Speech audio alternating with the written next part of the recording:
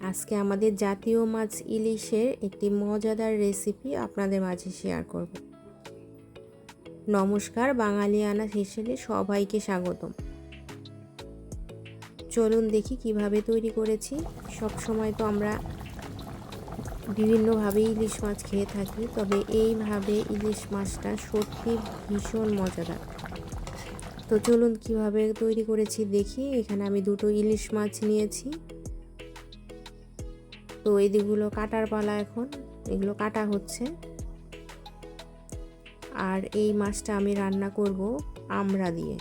এখন তো আমড়ার সিজন, তো চলুন রান্নায় চলে যাই। এগুলো কেটে নিয়েছি আমড়াগুলো, আর এদিকে মাছ কাটা ধোয়া শেষ। এখন হলুদ, লবণ, কাঁচামরিচ দিয়ে মেখে নিচ্ছি, আর মরিচের গুঁড়া দিয়ে দিলাম।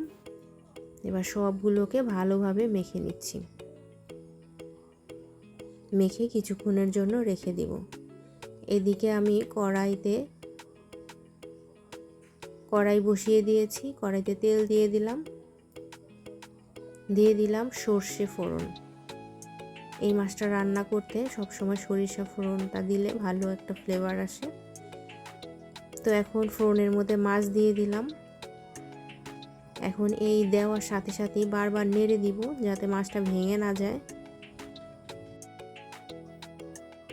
তো কিছুক্ষণ নাড়ার পরে এখন দিয়ে দিব সেই কাটা আমড়াগুলা। তো হালকাভাবে নাড়া দিচ্ছি যাতে মাছ ভেঙে না যায়। তো এইদিকে কিছুক্ষণ জাল দিব। দেওয়ার পরে যখন তেলটা একটু উঠে আসবে তখন দিয়ে দিব পানি। এই মাছটা রান্নার সময় এখানে ঝোলের পরিমাণটা একটু বেশি দিব, কারণ এর মাছের থেকেও মাছের ঝোলটা কিন্তু খুবই টেস্টি হয়, আর এটা ভিন্ন স্বাদের। আর ইলিশ মাছ যেভাবেই রান্না করা হয় না কেন, খেতে তো ভালোই লাগে। তো যেহেতু একটু আমড়া টক, এজন্য দিয়ে দিচ্ছি অল্প পরিমাণে একটু চিনি। তো আমড়াগুলো সিদ্ধ হওয়া পর্যন্ত রান্না করব,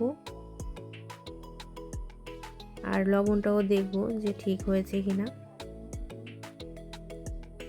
তো তৈরি হয়ে গেল আমার মজাদার আমড়া দিয়ে ইলিশ মাছের একটি রেসিপি। এখানে কোনো মশলা ইউজ করিনি, শুধু হলুদের গুঁড়া, মরিচের গুঁড়া, কাঁচামরিচ। এত স্বাদের একটি খাবার, আপনারা যদি কেউ না খেয়ে থাকেন এইভাবে খেয়ে দেখবেন, তারপরে জানাবেন।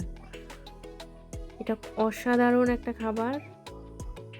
তো আজকে এই পর্যন্তই। সবাই ভালো থাকবেন, সুস্থ থাকবেন।